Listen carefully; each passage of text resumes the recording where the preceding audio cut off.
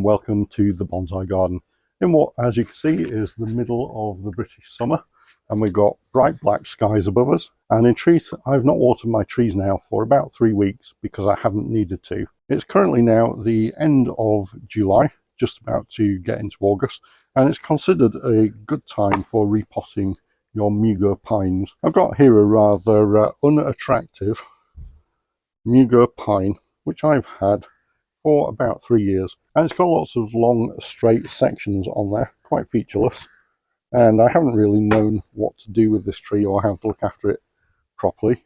It has been a bit neglected, but what I plan to do is to try and redeem this tree by splitting it into 2 separate trees and putting lots of wire on that and putting them into some nice pots and see if we can't make it look something worthwhile, because otherwise I'm afraid it's the compost heap for this tree.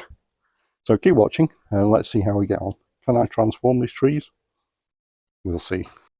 As you can see here, the tree is quite featureless. It's got a couple of long featureless branches, no back buds on there, no foliage for quite some distance. Quite a large internode, and you can see that they're long featureless internodes, and these would have been candles at one point, which obviously needed to be cut back. So in fact that's what I've done with this year's growth, and so the tips are much shorter, and what I'm hoping is that will promote some back budding, and we will start getting buds further back along this featureless trunk. And so my plan is to split these 2 trees. I believe there are 2 in the pot there, or there is a point in the roots at which they can be separated. I'm going to put those into 2 separate new pots, and I'm going to add a lot of wire to this to give it lots of tight turns and bring the trees in to a much smaller compact form. You can see here the tools for this job. First of all, I've got 2 pots which I'm going to repot the trees into. The first one here is a lovely pot that I was sent for free by Elizabeth of Finata Ceramics, and so I'm going to get one of the trees in there.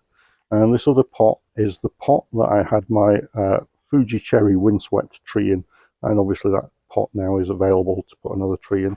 So I'm going to place the second of these Mugo Pines in there. Tools for working on the trees: I've got my bonsai shears, I've got wire cutters, and I've got my gym pliers for manipulating the wire, and I've got a root hook for getting the trees out of the pot and removing the soil. Before I get too involved here, I just want to prepare my pot.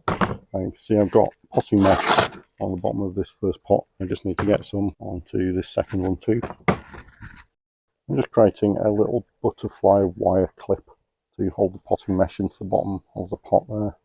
There's my little butterfly clip. So I just pop that on the bottom of the pot there and pop my potting mesh over the top. And I've just secured that in the bottom of the pot to stop the soil from falling out there. And I'm preparing the pots before I make a start on the trees, just so that the trees are not out of the soil for too long. I'm just now adding a couple of tie down wires into those pots as well, so that once the tree's in place, I can make sure that that's not going to move anywhere. And I think I've said before, I always find it a bit strange when there are 3 holes in the bottom of the pot. It means that your tie down wires are a bit asymmetrical. There you go. It's one pot.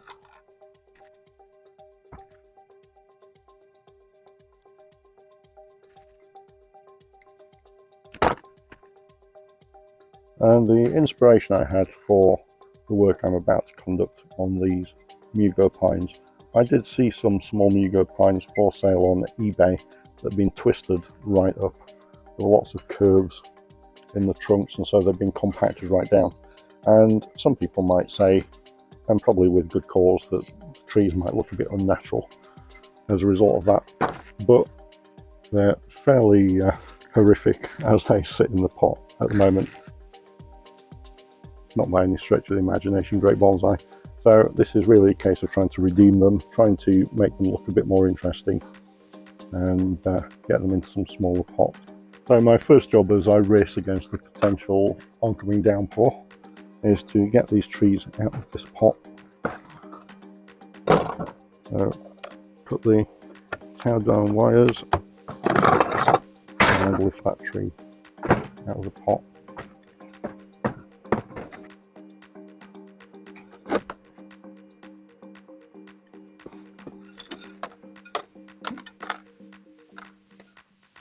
So there's the tree. You see some white healthy roots in the bottom of the soil there. And what I now need to try and do is to separate out these two trees.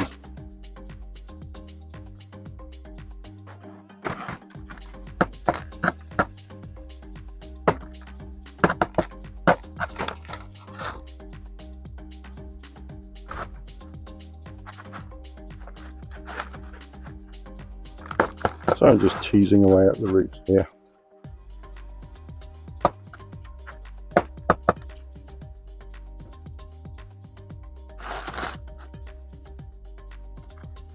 And I've definitely got two separate trees there. I don't think the root base is joined. I'm just trying to loosen the soil that's on the roots here, trying to expose those little and untangle the two trees. And I think although we have got two trees here, the roots have sort of grown in and around each other, so it's a bit of a tangled mass underneath. So just trying to gently tease those apart.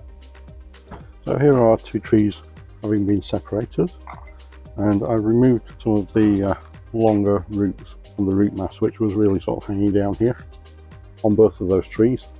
And you can see that that root mass now is hopefully going to fit into these pots without an issue. So the next thing is get those secured into the pots. I'm not particularly concerned at this stage as to which tree goes in which pot. The point at this stage is just to get them in somewhere to keep them alive. And in terms of styling, I can put them in something else at a later stage, possibly. And in fact, this tree might be suited to a cascade, so I do have a free cascade pot which might suit that, which I'll just go have a look at. I've got here this available Tom Butterworth cascade pot, which I think might look nice with that in it, cascading out of the side there. It could be interesting. So I'm just going to prepare the pot, get some wire in there to secure the tree into the pot. There is some potting mesh already in the bottom of the pot there. Because it's a cascade, there's not really any danger of that falling out. I'll get some bonsai soil into the base of that, put the tree into that, and I'm thinking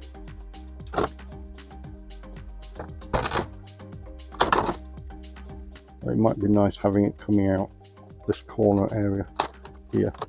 So just push the roots down in there, and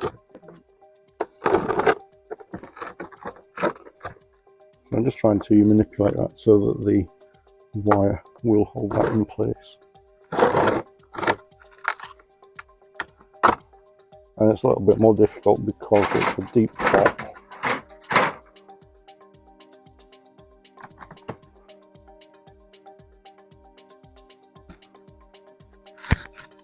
Take off that excess and then just fill up that pot as best I can.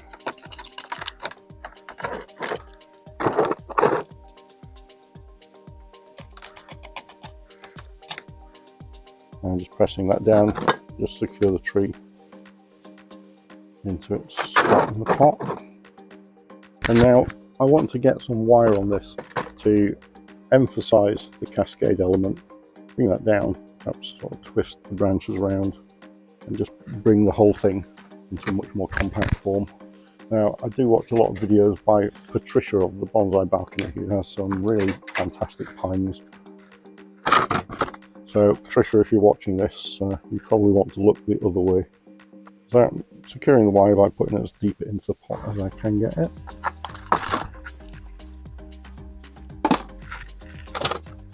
And then getting my wire all the way around the trunk.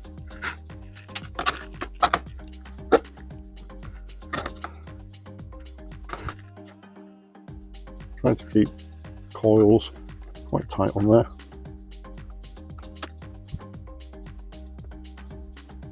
And trying to go as far up the branches as I can there. So what I now want to do is to manipulate that down a little, bring that back up and round. And then this branch, I may need to put some more wire on, but I actually want to twist that round even further. Got some wire here. Get that round both of those two branches.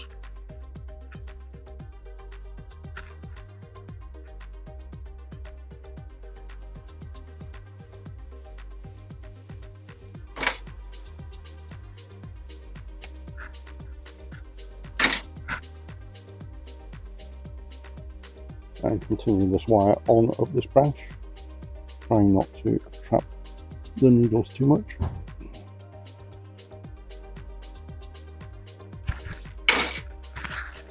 And just cut off the excess there. And now what am I doing with this branch? I want to bring that one down under, and then I'll twist it back round.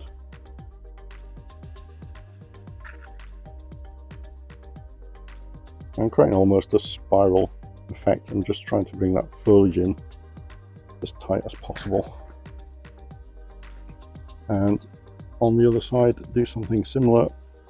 Bring that round almost in like a ram's horn twist.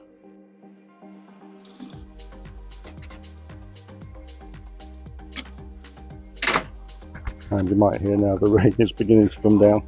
So I'm going to move as quickly as I can on this tree.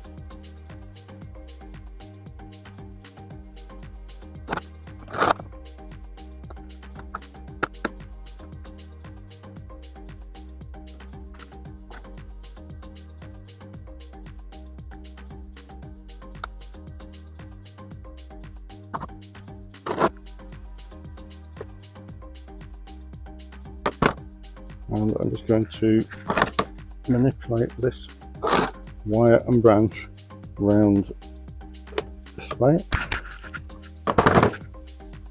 and then up the front there, and get wire around this branch at the back. And again, I want to bring this in and just make the whole thing much more compact and occupy a much smaller space.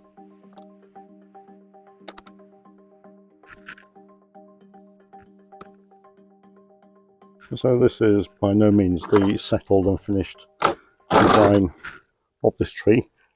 Its future will depend really on whether I can develop more foliage on there and get some back budding on it. But I think you'll agree that's a far more interesting tree than what I started with, which was fairly featureless. Now on to my second tree.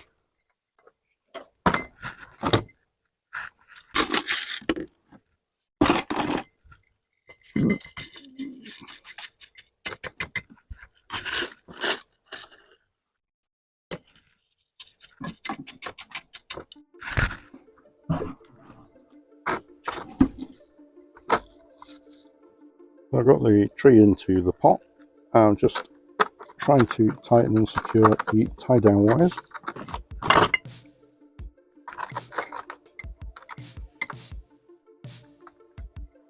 I'm pulling and twisting on that.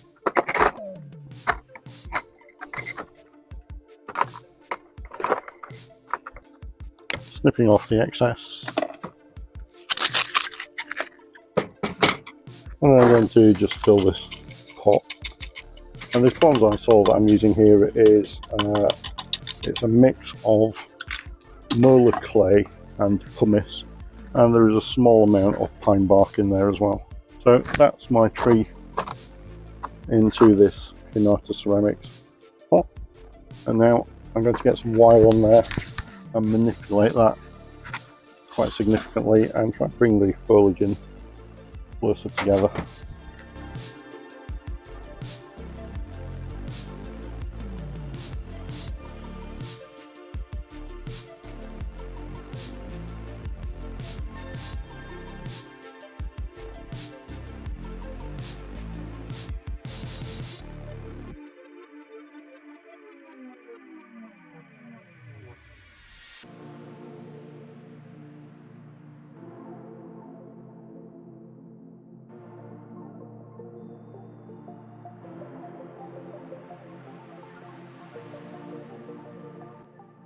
And just when I get to the end of these wires, just using my gin pliers just to manipulate that wire around, just because it's a little bit tough on the fingers. The nice thing with pine trees is that wire scars on the trunk, or if the wire starts to bite in, it can make the bark look craggy and aged. So it's not as desperate a problem as it might be with deciduous trees, for example, where you might want unmarked, unblemished bark.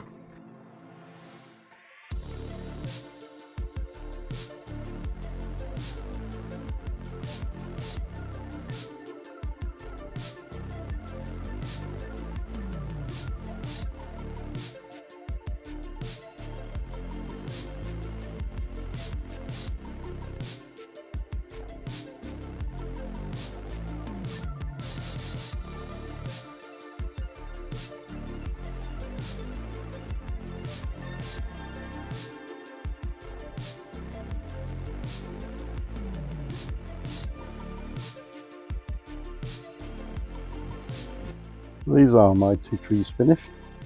Hope you'll agree they look at least a little bit more interesting than the horrible long branches, featureless branches that were initially in that pot.